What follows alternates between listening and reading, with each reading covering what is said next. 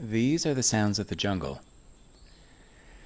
And obviously not the urban jungle, of which I am all too familiar, but the jungle of the Osa Peninsula in Costa Rica. And as many of you know, and as I announced actually when I was in Greece recording episodes, this is the first retreat, proper retreat, not like a yoga city break or a meditation city break or a vacation, but an actual retreat that I have given in Costa Rica. And it's been a really interesting process over the past couple of weeks. To be completely honest, Costa Rica had never been a draw for me. I think that there's a part of my mind that has always avoided doing what I consider to be the stereotypical yoga trip. And for me, Costa Rica has always been one of those stereotypical yoga destinations, you know. I was here in 2009, and I took that retreat. I wasn't leading it. I think I was assisting, actually, on that one. And it was a very different experience to this, and I'm different, and life is different, and the world is different, and this place is different. I'm not in the same place as I was back then. Literally, I mean, geographically. And this experience of being here is kind of, well, I mean, listen, I don't want to say shocking, but it's interesting enough from an observational point of view for me to want to talk about it. Leading up to this trip, and even in the marketing of it, I didn't really feel anything. And it wasn't that I felt any negative aversion towards it or towards Costa Rica or whatever. There was sort of an absence of opinion, an absence of feeling, which was really interesting for me, but I was aware of it. And the reason that I came to Costa Rica this time was because when I was in England, where I also recorded an episode of the podcast, maybe a couple actually, a friend of mine there said to me, I've got this really old friend, and she and her husband are opening up a retreat center in Costa Rica, and you really have to meet her because you two will really get on well. And to make a long story short, I contacted her friend on WhatsApp, and we started talking and started organizing this, and it became a thing. And I'm always open to new, right? To newness, new experiences, trying new things. And instead of saying no to Costa Rica, I said yes. Even when, previous incarnations of me would have said no. I sort of jumped beyond the no and just said, okay, no, this is happening. And I guess it came down to I really wanted to help Jen and her husband, Stuart, get this place off the ground. So, marketed it and sold it. And it was a tougher sell than previous trips. And I don't know if that's because other people have that same connotation about Costa Rica as a destination for wellness, or if it's because it involved a flight to Costa Rica and then a domestic flight from San Jose. Maybe the cost of it, given the fact that, and I'm using air quotes, so like hardcore right now, it's almost like giving me muscle cramps, but like maybe because the economy isn't good. And I don't mean to belittle that. I recognize that, when things are difficult economically, that's a real thing. Money is a real thing, and, people start to pull back. And in my experience, what people pull back on are what are considered to be the luxuries, but which I actually consider to be the necessities, which are kind of all aspects of wellness, including a trip like this. But anyway, I digress. Leading up to coming here, I really felt nothing. Nothing. And people were asking me, are you excited? And I think I've mentioned this before in the podcast, but I don't get excited before the trips I give. I think that would be really arrogant, because it would assume, or there would be an assumption being made, that everything was going to go swimmingly and that I would be getting something out of it, which obviously I do. I do get stuff out of these trips, but to be excited about it, for me, is a little bit, how can I put this? I don't want to say imprudent, but maybe there's a tinge of arrogance there, because it insinuates that everything's going to go well and everything's going to be fantastic. And as the organizer of these trips, all I want is for people to have a really transformative experience, and for people to meet each other, and for everything to go well, for people to arrive safely and to leave safely, and to just have a really, really beautiful time. And that's never a given. So for me to be excited, I think, would be assuming that so many things would fall into place that I can't know will. Which doesn't mean that I'm super nervous. I've done this enough times to know not to be nervous. But I'm present. Let's put it that way. I'm present. I'm present to welcome whatever presents. So if something goes quote unquote wrong, fine, we respond. So when people ask me, am I excited? The answer is always no. But this time I felt nothing, which was very strange. And I guess I intellectualized that as, okay, well, this one's real work. Like, just, I'm going to go, I'm going to work, I'm going to come back. And the day that I left Montreal, I took a flight at like 6:55 p.m. direct to San Jose, arriving around midnight. And that day, and going to the airport, was surreal for some reason. It was sort of like I had taken some sort of drug that had altered my mindset. I don't know why, but it was all just very surprising. Even though I had planned it all, it was surprising to go to the airport and to get on a flight and to come south, And then got here and overnighted at a hotel. And that went super easily. And the next day took the domestic flight down here. And with every step, landing in Costa Rica, getting to the hotel was very comfortable. Letting the relaxation happen, that was unbelievable. I really felt it. I really realized that I was decompressing, and I didn't realize that I needed that. And then the next day, waking up in that hotel bed and lazing around, which I never do at home, that was sort of just another increment of, ooh, okay, something's going on here. It's like I was mindset adjacent. I wasn't in the normal mindset. I was slightly off kilter, not in a bad way, but just slightly off center. And I was really present to how good that felt and how surprising it was. And then the flight over here, south to the Osa Peninsula, was probably one of the most beautiful experiences of my life. I have never been on a flight like that. I've been on charter flights. This one was indescribable, breathtakingly, stunningly beautiful. And that compounded on top of, the hotel in San Jose,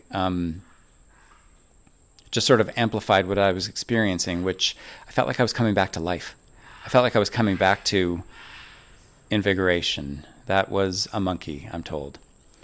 And then being picked up and being brought to the retreat center here and meeting Jen and Stuart, who, they are super, super close to a friend of mine. And so we immediately got on and had tons to talk about. And it was sort of like meeting family members who you've communicated with for a long time, but like didn't really know. And the students arrived yesterday, and it's just mind-bogglingly, I'm going to stick with it. It's mind-bogglingly stunning here. We're just like a 3-minute walk to the ocean, which you can hear because that's crashing in the background. This is pure jungle. We are in the jungle, but it's properly developed and responsibly developed. I'm staring at the trees overhead where the monkeys jump from one to the other, eating leaves, throwing stuff down. Last night we had the most beautiful dinner. Everything here is ethically, locally sourced as much as possible. Primarily vegetarian or vegan, with the odd ethically sourced fish, or we'll see what else, because I've only had one dinner. But the rooms, everything is beautiful. And I'm not doing this to sell it. We will be coming back, but I'm not talking about it like this to sell it. I'm talking about it because I am taken aback. And it's not like I was expecting badness. I just wasn't expecting. There was non-expecting. And to come down here and be surrounded by this muchness, because that's what it is, it's just muchness, is really, really surprising and kind of humbling. The wildlife around here is shocking. The monkeys, the birds that fly around. It's just stunning. It's like being in Animal Planet. And that helps with the Animal Planet reference, doesn't it? Last night, after we did the opening circle and everybody introduced themselves and we did a short meditation, I started walking down to the ocean with one of the students, who is also a friend, and everything is pitch black here, like at night. And so I was using the flashlight. We were using the flashlights on our phones to light the path. And there were crabs the size of my hand everywhere. One of them was walking next to me, and when the light of my phone flashlight sort of streamed over it, it stopped, it raised its claws and gave me a look like, what the fuck is this? And then started scurrying away. And all of a sudden we started hearing the sounds of more crabs all around us, and I don't know how many there were, but there must have been hundreds. And we both looked at each other and said, "Yeah, you know what? I think I think the ocean can wait till tomorrow." And we turned around and came back. Anyway, it's always an early night here. Went to my room. Eventually, was thirsty, wanted more water, so I left my room to come back down to the dining area where there's a fridge full of water jugs. And when I got down from my room, down the outside staircase, I got down to the ground floor and crabs were everywhere. And as my flashlight from the phone lit over one, it stopped, and then it must have sent some sort of signal to all the others, because honest to God, there must have been about like 75 of them around me that scattered. And I'm just watching this all with wonderment. I'm also watching the part of my mind that like wants to introduce fear into the equation. It was quite Hitchcockian, and I just watched it and welcomed that, but didn't really let that take over. So it was just really just awe. As Joan would say, jaw-dropping wonder. I then turned to walk towards the fridge, passing by the little saltwater pool. And on the first step that is submerged by water getting into the pool is this massive frog, literally just hanging out in the pitch dark in the pool. And I've been told this morning I was told that those frogs are the ones that if you lick them, they're hallucinogenic, which there's an odd pull towards for some reason. But don't worry, I'm not doing it. I don't need that to be the end of the story of Bram. Anyway, all I could think about was, this is like Indiana Jones stuff. This is, am I going to get the water? It was literally the hero's journey, microcosmic. Going from my room to get water and back was like, there were trials and tribulations and there were, obstacles galore. And I just got back to my room with the water because I succeeded. And I just thought, wow. And then 20 minutes later, I suppose it was a monkey landed on the roof of my room and then smashed something. A coconut maybe, I don't know. A rock. And I just thought, my God, like, this is incredible. Just incredible. Really life-alteringly incredible. And I'm using those words very, very intentionally, mindfully. I've never been on a trip like this. And I have such an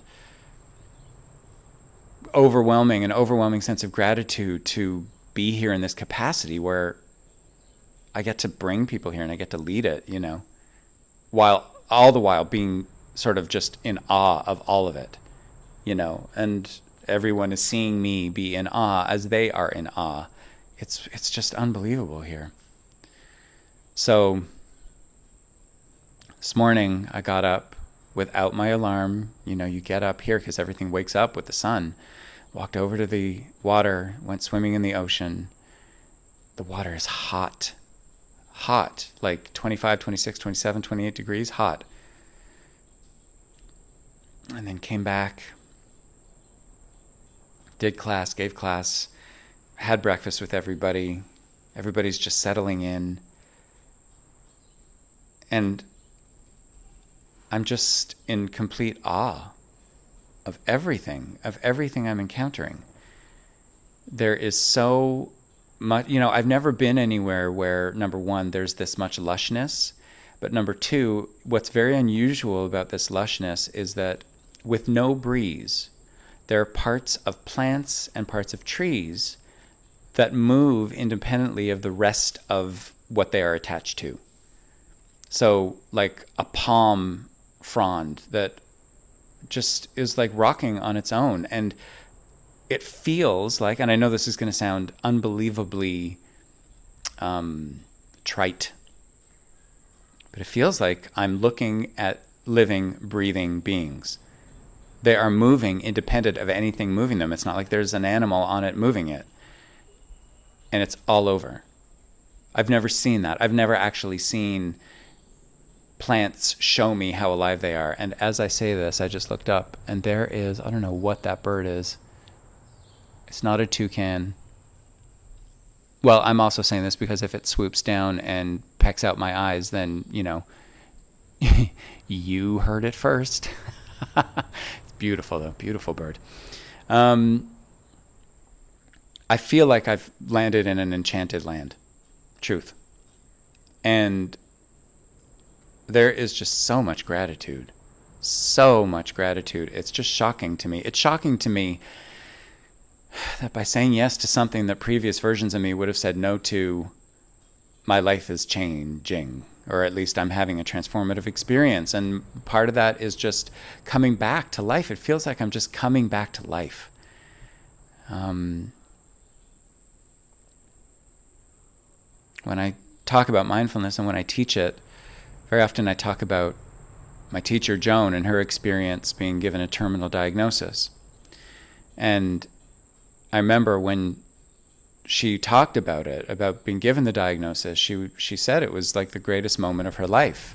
And when asked to, expand on that, she said, I realized in that moment I didn't need to worry anymore. I didn't need to worry about or think about taxes or finances or any of the organization of life. Someone else would deal with it.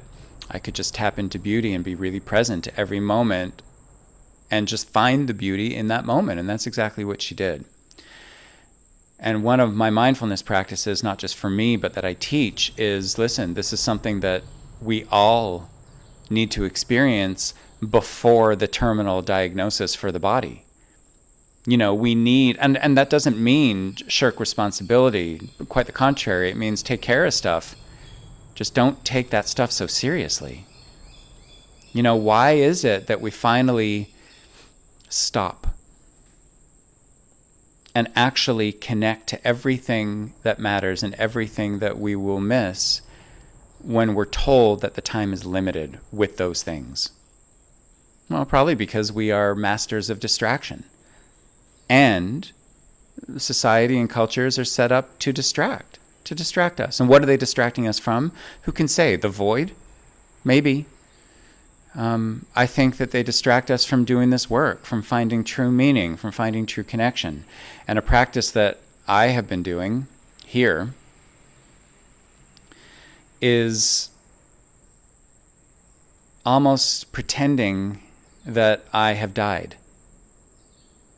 Because if I have died, then what is left to observe is everything that would go on as it would in its own iteration and form without any input from me, without any interaction with or from me.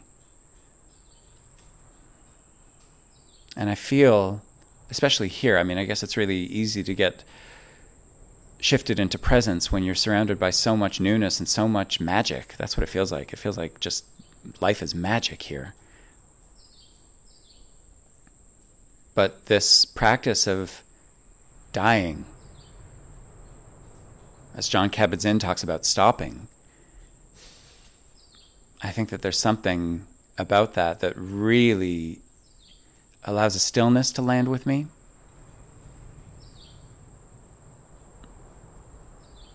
And listen, just sitting here speaking into this microphone, hearing the wildlife and hearing the tide roar,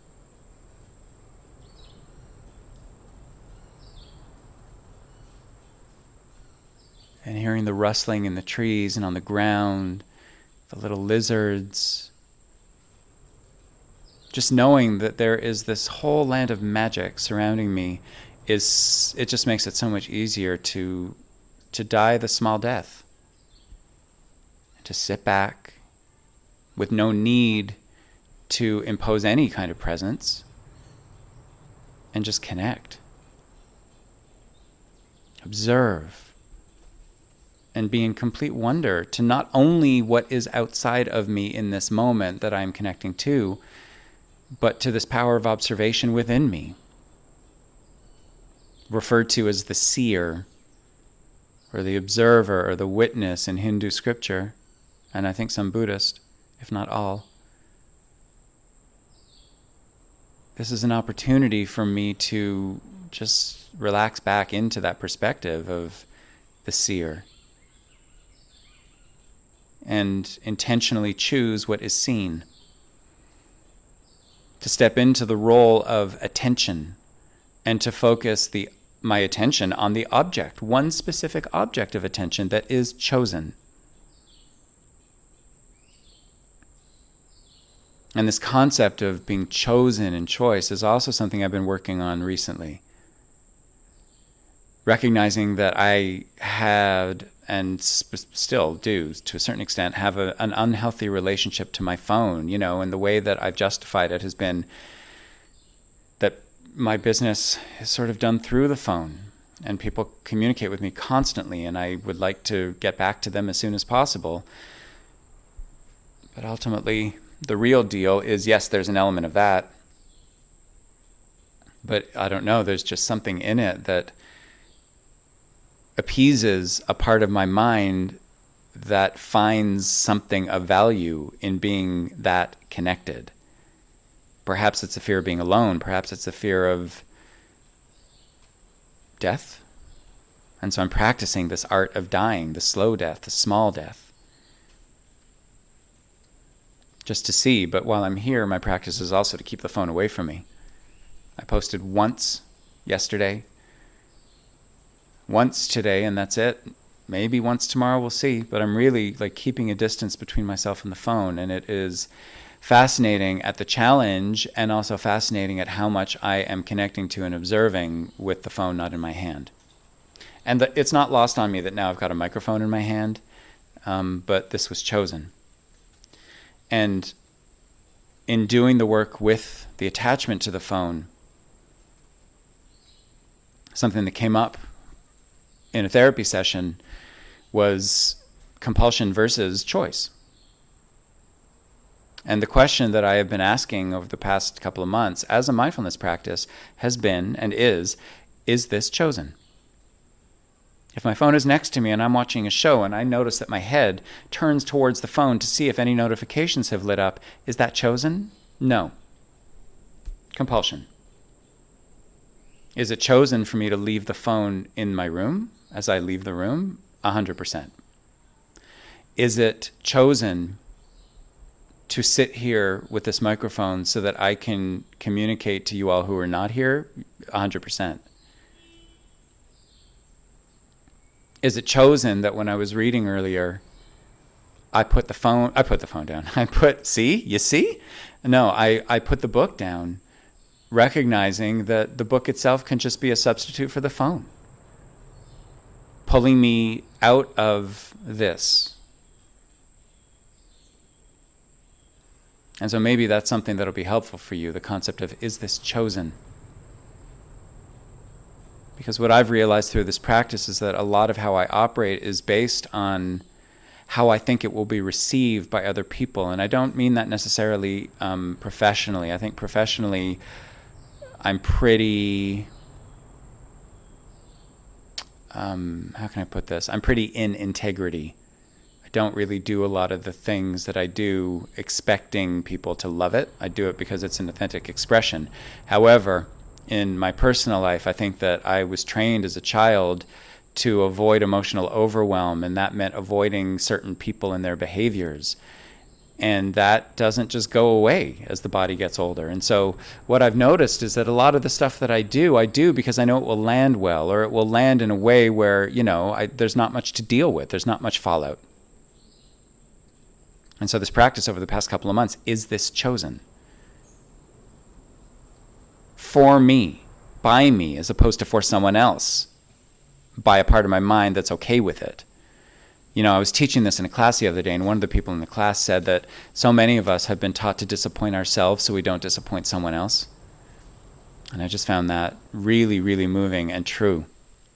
And so this practice of, is this chosen? I'm not disappointing myself. It's a fascinating process, this process of being mindful and intentional. And I'm just really, really, really happy to be here. I'm so grateful. I'm so grateful to my friend in England who told me about Jen and Stuart. And I'm so grateful to Jen and Stuart for this life change that they've made to come here and build this. I'm so grateful to still be alive in this body, to experience this, because I think this is what it is. This is what the goal for me anyway is muchness. It's experiencing muchness, and not as a constant, because that would be addictive. But it's to remember that muchness is just around the corner as long as I'm aware, and I stay in awareness, and I stay in mindful thought and action as much as I can.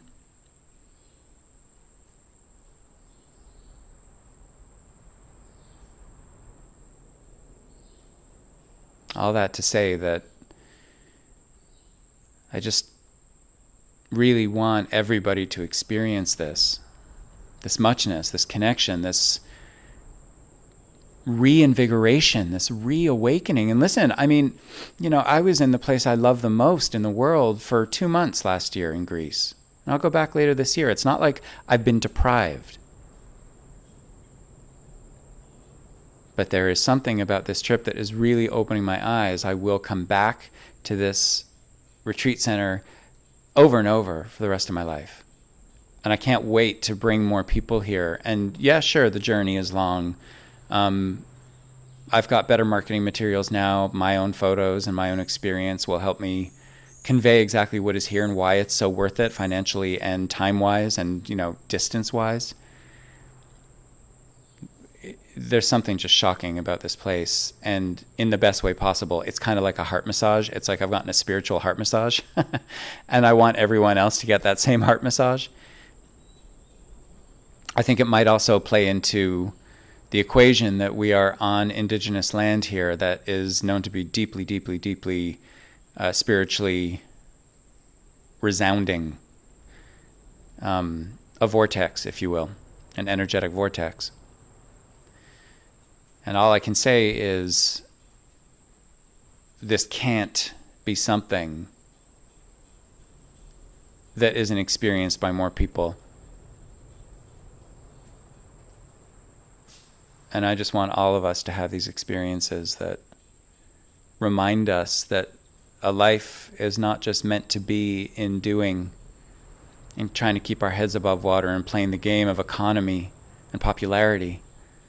Life is about and should be about muchness on a level where you feel your soul implode to reignite. And all I really want to let you know is make sure that it's chosen. Don't wait for everything to magically align for it to work out. Make it happen. However you do it. You don't have to come here. You don't have to do anything with me. But this life is meant to be lived. This life is meant to be a process of reawakening and death and rebirth and, re-death. Is that even a word?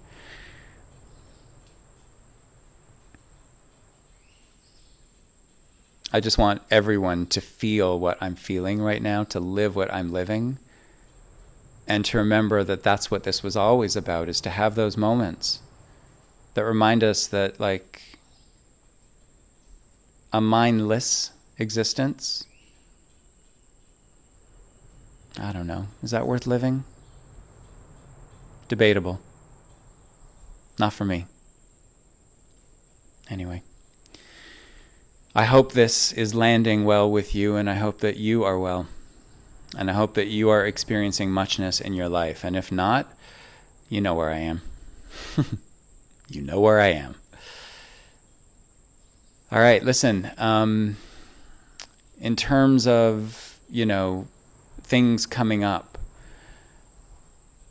stay tuned. I will be in Toronto in April to do a benefit class for the Leukemia and Lymphoma Society of Canada. And that will be in pretty much, I want to say downtown adjacent Toronto, but I'll get details to everyone through social media when all of the details are finalized. And of course, there is the Greece trip in September.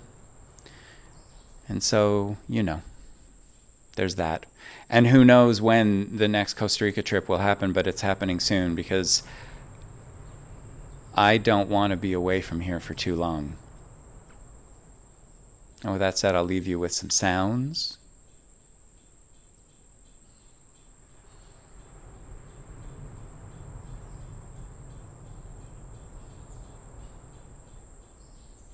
And just to give you context, I'm a 2-minute walk away from the water.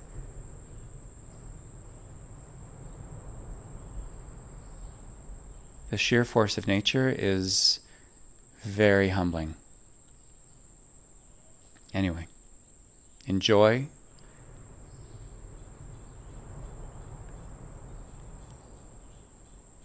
And I'll see you soon.